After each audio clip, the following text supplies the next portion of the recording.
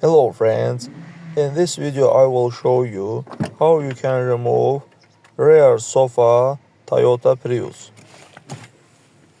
Friends, but before starting the video, subscribe to our channel, put like, and don't forget to put a bell so as not miss new video on the channel.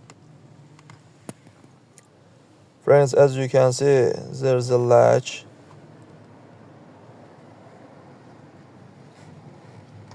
here.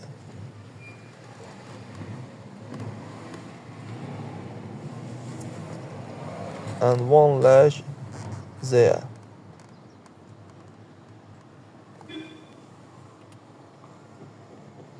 You need pull it toward yourself and remove sofa. That's all guys. Subscribe to our channel, put like, and don't forget to put a bell so as not miss new video on the channel.